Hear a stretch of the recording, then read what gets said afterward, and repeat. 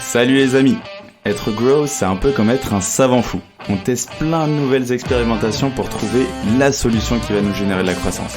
Quelles sont les bonnes stratégies à mettre en place? Quelles sont les méthodes qui marchent? Quel est le bon mindset à avoir? C'est l'objectif de Conseil de Growth, répondre à une problématique bien précise avec des solutions concrètes que tu peux implémenter dans ton business dès demain. Je suis Alexis Bouvet, cofondateur de la marque Tailleur et de l'entreprise Growth Hiring, et je te souhaite la bienvenue dans ce podcast qui t'apporte un maximum de conseils pour booster ta croissance. Bonne écoute! Bonjour à tous, bienvenue dans un nouvel épisode de Conseil de Growth, et aujourd'hui on est en compagnie de Naufal de Matters qui va nous expliquer comment on va sortir de nos galères grâce à l'automatisation. Parce que l'automatisation, on a beau l'utiliser pas mal de fois, on en parle beaucoup, mais souvent on l'utilise un peu à tort et à travers. Donc Naufal nous remet un peu les pieds sur terre et nous sensibilise aussi sur le fait que l'automatisation, faut pas l'utiliser pour n'importe quoi. Naufal, tout d'abord, comment vas-tu? Salut Alexis, je vais très bien, merci. Trop bien. Là, tu es où actuellement? Tu étais au Maroc la dernière fois qu'on s'était appelé. Est-ce que tu y es toujours? Bah ouais, toujours, je reviens en janvier. Trop bien. Bon, tu prends tes derniers bains de soleil avant de revenir. C'est ça. Euh, Est-ce que tu peux te présenter rapidement pour ceux qui ne te connaissent pas et pour ceux qui nous écoutent? Bien sûr. Donc moi c'est Naufel, j'ai 31 ans, j'ai fondé plusieurs entreprises avant de démarrer Matters. Et brièvement, je suis surtout un expert sur le sujet du growth marketing et de l'automation depuis à peu près 7 ans. Donc c'est à travers un peu cette expertise que j'ai pu fonder une société, un cabinet de conseil un peu 360 sur de la data du growth avant de créer Matters, où on accompagne des entreprises en les aidant à trouver les meilleurs freelances marketing.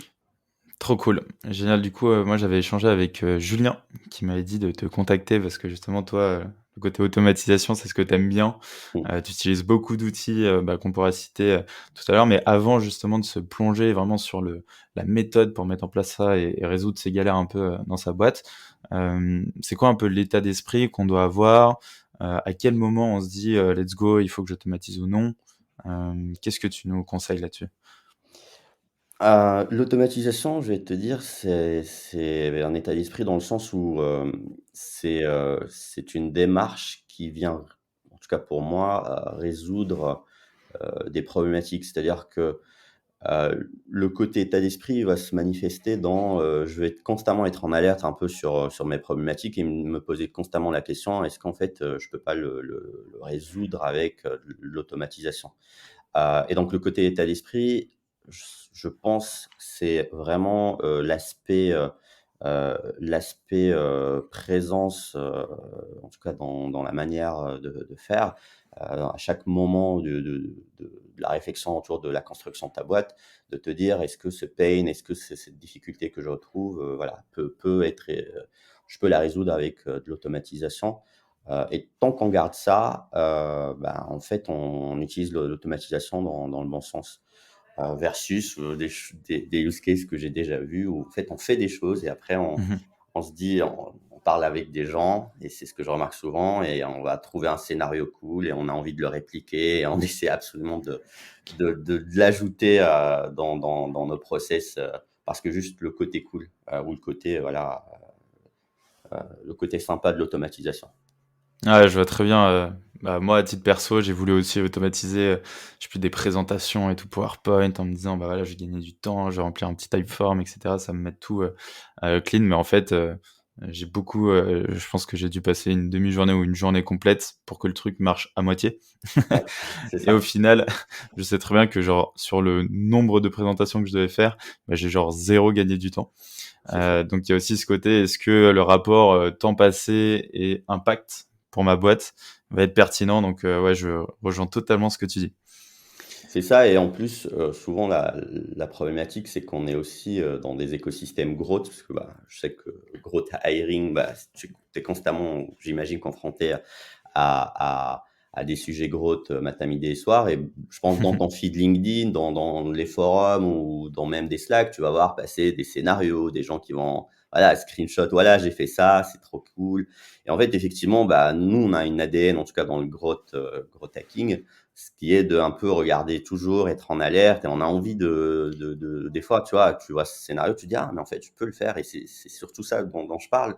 Et des fois, c'est pour ça que je dis que des fois, c'est pas nécessairement pertinent, et que le point de départ, c'est pas la hype, c'est pas ce que je vais voir sur le post LinkedIn passer, mais vraiment sur le côté, vraiment, je monte un business, j'essaie vraiment d'identifier clairement où sont mes problèmes, et est-ce que vraiment là, ce que je vais automatiser va me faire gagner vraiment du temps? Du coup, toi, aujourd'hui, comment tu vas identifier et prioriser, justement, les automatisations que tu vas mettre en place pour ton business ou pour tes clients? Ouais, alors, en fait, moi, avec le temps, ces dernières années, j'ai développé une sorte de process, je vais être un peu plus concret, comme ça, un peu les auditeurs peuvent Carrément. avoir un truc activable. Heu, pour moi, il y a un process, hyper simple, qui permet, de démarrer sainement dans ce sujet. C'est, d'oublier les outils au départ, c'est-à-dire d'oublier, le Zapier, le Integromat, en tout cas aujourd'hui ça s'appelle Make, ou même N8N. Je pense que c'est bien de les citer parce que c'est un peu les outils phares pour les présenter un peu aux auditeurs. Carrément, on les mettra dans la description, de l'épisode à fond, ouais. Donc, il y a 3 outils un peu leaders, sur ce sujet d'automatisation. Il y en a d'autres bien sûr, il y a Pabbly et bien d'autres. Mais voilà, on a sur un trio, Zapier, c'est assez simple, c'est assez accessible, à tout le monde. Il y a Make qui est une sorte d'outil, Zapier, mais avec, un côté beaucoup plus avancé en termes de possibilités. Beaucoup de gens, qui sont un peu avec 3-4 ans d'expérience en growth ou même un peu en automatisation aiment bien travailler avec. Et tu as N8N qui est un outil qui coûte pas cher et qui est puissant aussi, avec beaucoup plus de choses. Bon, une fois maintenant un peu, présenté, pour revenir au sujet du process, ben, en fait, l'idée c'est toujours oublier, donc ce que je disais, c'est les outils, les oublier, pendant un instant, et en fait, essayer de tout simplement mettre sur un schéma, papier ou sur des outils comme Wimiskol ou Draw ou peu importe. Mmh. Essayer de schématiser en fait, le flux de son entreprise. C'est-à-dire, en fait, on va juste essayer d'imaginer, les actions de l'entreprise. Par exemple, toi, monter un podcast, bah, c'est un Mmh. ensemble de tâches, qui sont connectées, et peut-être, ces tâches-là, tu peux les définir dans un schéma, tout simplement. Donc, tu peux le D'accord. faire, dans un café, tu peux le faire, sur ton ordi. Il faut vraiment que ça soit un exercice un peu décontracté, mais en même temps, tu poses les choses. Et en OK. fait, en faisant cet exercice, ce qui va se passer, c'est que tu vas voir, en fait, des interactions entre, différentes tâches, et c'est à travers ces interactions que tu peux potentiellement, détecter des problèmes. Il y a des problèmes ou des latences ou des problématiques, et donc c'est à partir de là où tu vas identifier une sorte de workflow, version initiale, avec des zones où tu peux intervenir. Et une fois que tu as fait un peu cet exercice, bah, ça devient beaucoup plus simple, parce que si tu identifies, et prenons un exemple concret, par exemple, disons que je veux qu'à la fin de chaque podcast, que l'invité reçoit un email de remerciement, et que, à la suite de ça, un jour plus tard, il se reçoit un message SMS, de rappel pour partager, le podcast à sa sortie. Donc si je prends rien que ça, j'imagine que peut-être pour toi, ça peut être un sujet, d'1 heure, Mmh. mais aussi il faut être régulier. Donc c'est là où tu vas te poser toi la question de: «Est-ce que ça mérite que j'y passe du temps?» Parce que la question suivante, ça serait: «Mais en fait, combien de fois je fais cette action par mois?» Et Mmh. c'est bien de restructurer ça à ce niveau-là. Et est-ce que l'output de ça, et c'est ça qui est aussi intéressant, est très intéressant? Est-ce que le fait de me rappeler de partager est un output tellement important que ça vaut la peine? Si tu dis oui, c'est que tu as Mmh. considéré que c'est un pain, suffisamment intéressant pour l'attaquer. Et du coup, voilà, pour la suite, ben, il suffit, du coup de regarder, l'outil qui va être adéquat, Mmh. notamment, en fonction de tes compétences, en fonction des scénarios qu'il propose. Et en fait, tout simplement attaquer brique par brique. C'est-à-dire que tu décomposes ton workflow en micro-scénarios et tu fais un scénario, tu le valides et tu passes au scénario d'après. Rien d'ambitieux, rien du style: «Je vais faire fonctionner le workflow, on va dire, à la fin, tout sera bon», mais vraiment accepter aussi de faire fonctionner le workflow à moitié. Parce que je vois souvent ça aussi, le côté, perfectionniste de certains growth. OK et par exemple, du coup, moi, dans mon process, par exemple, d'un épisode de podcast, donc il y a plusieurs étapes que tu as citées où on peut mettre de l'automatisation.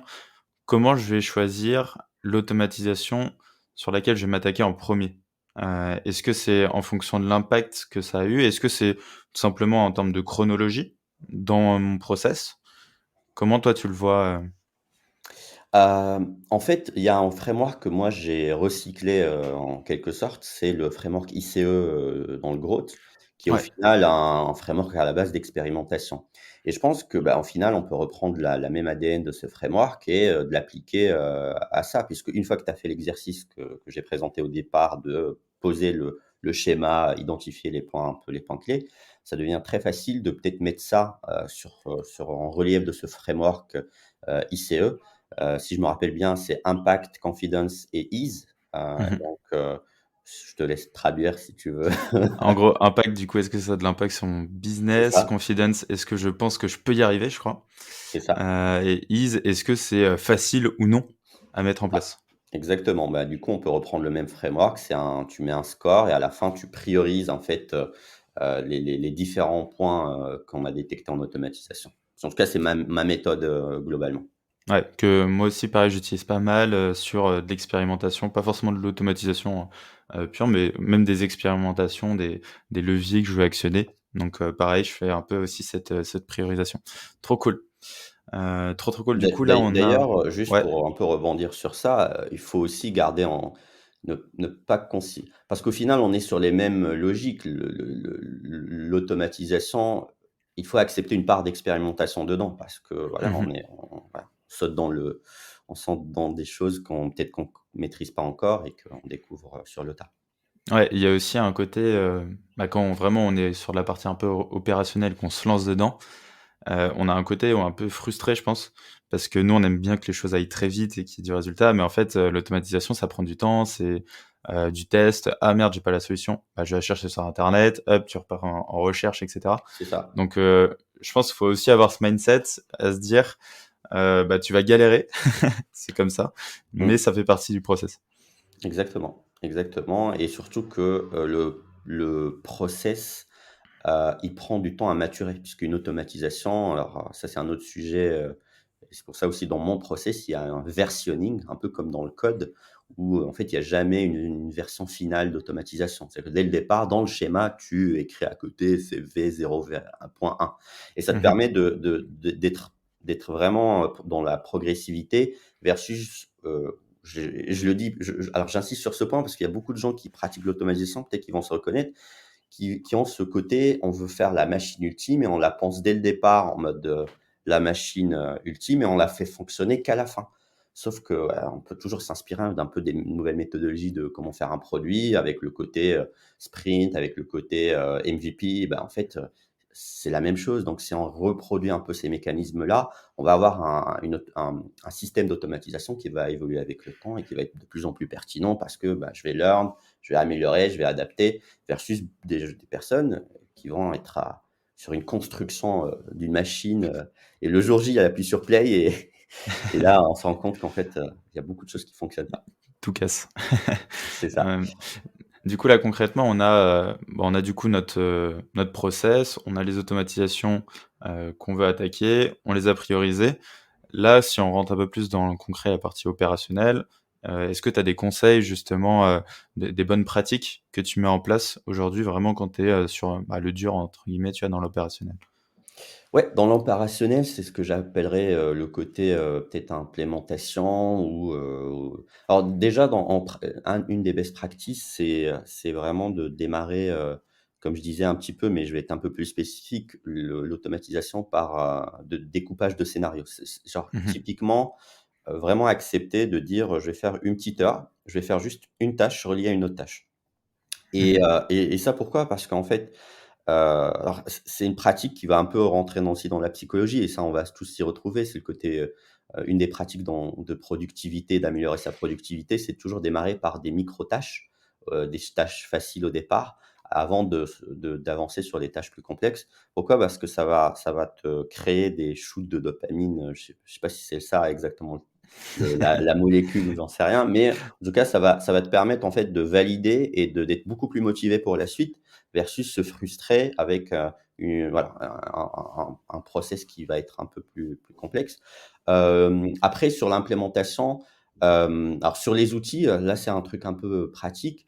Qu'on soit tech ou qu'on soit pas trop tech, ou en tout cas qu'on n'ait pas des connaissances de code, je pense que c'est intéressant donc quand on utilise un Zapier, quand on utilise un Make, d'essayer au maximum d'utiliser les modules, en tout cas au départ, les modules, natifs. C'est-à-dire, souvent, quand on va utiliser par exemple un outil, comme Lemlist, ou un outil, comme Drop Contact, il faut savoir que dans l'automatisation, il y a 2 options. C'est soit, par exemple sur Zapier ou sur Make, on a ces outils en mode module existant, donc on a juste à se servir. Mmh.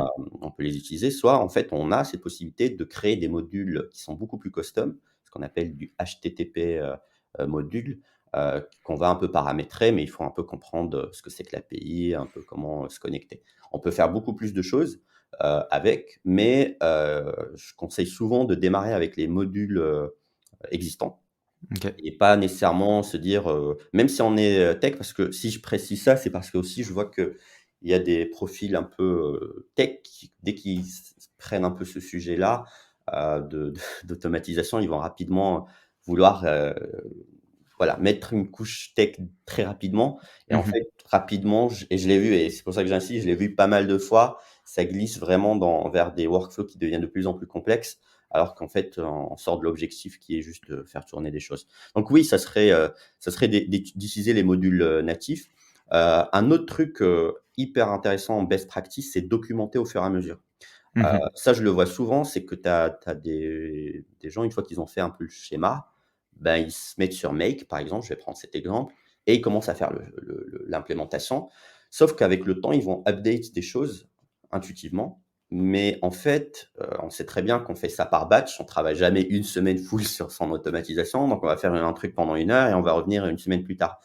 Et c'est des fois compliqué quand on est sur une version 7 de son workflow, de savoir en fait quelle était ma logique. Parce qu'au final, c'est une logique qu'on construit et ça, je conseille vraiment, de beaucoup documenter pendant et donc moi, j'utilise perso, Notion au fur et à mesure. Donc je fais des screenshots et je fais un petit commentaire en bas en disant: «OK, voilà, c'est prévu comme ça, je veux faire comme ça» et en fait, comme ça, si même à un moment j'ai un arrêt de 1 mois, 2 mois sur mon workflow, en tout cas sur la partie opérationnelle, je peux revenir et keep track, de tout ça. Moi, je suis déjà intervenu, avec des boîtes, en tout cas chez des boîtes, où, bah, en fait, la documentation a servi même de passation, et c'était beaucoup plus facile pour les équipes, growth de reprendre les workflows, avec une documentation qui s'est construite avec le temps. Mmh. Donc oui, OK. je dirais ces 3 un peu pour moi, c'est ce qui revient, c'est ces 3 sujets, qui reviennent souvent en best practice. Trop bien. Trop, trop cool et ouais, je te rejoins aussi pareil totalement là-dessus parce que j'ai l'impression qu'on perd plus de temps à se replonger dedans et même tu as C'est des ça. personnes, je pense, qui vont, cut leur automatisation en disant: «Bon, bah, je repars d'une feuille blanche parce que je sais plus où est-ce que j'en étais, quoi» et ça devient beaucoup plus simple de faire comme ça et moi, la question, du coup, que je me pose qui est assez liée aussi, du coup, à cette documentation, c'est que, du coup, ton automatisation, elle va durer dans le temps. Donc c'est quelque chose qu'il faut qu'il soit durable, qu'il soit améliorable aussi, qu'on doit optimiser, qu'on doit passer aussi. Mmh. Quelles sont un peu tes recommandations pour que, ça dure dans le temps, s'assurer que ce soit bien maintenu, au quotidien? Bah, une automatisation, c'est comme si tu codes un produit, je vais te dire, c'est la même question, qu'il faut se poser que quand on fait un produit et qu'on a peur d'une ce qu'on appelle la régression du code, par exemple, ou, comment on ajoute des features, avec le temps et qu'en fait ça impacte pas les anciennes features et donc au final, je pense aussi qu'il faut avoir à peu près le même process pour l'automatisation. Donc je conseille souvent vivement, d'avoir une approche qui anticipe la maintenance. J'appelle ça la maintenance de son automatisation.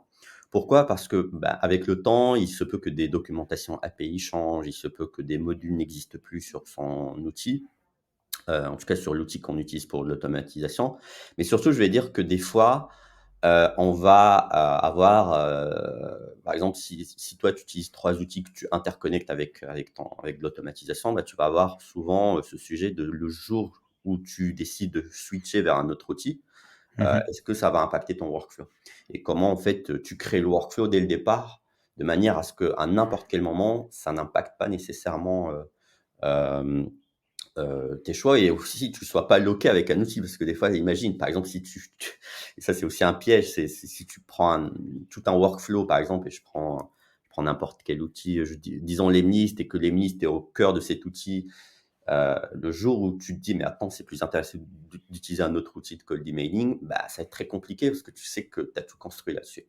Et du coup, voilà, l'idée, c'est vraiment de penser ça. Alors là, il n'y a pas un truc, concret que je peux donner, par rapport à ce point, mais ce que je peux dire, c'est au moins, en tout cas, l'anticiper, savoir qu'il y a ce qu'on va appeler une maintenance, heu anticiper passe par le fait de, détecter, tout ce qui va être potentiellement sur de la durée, heu, modifiable.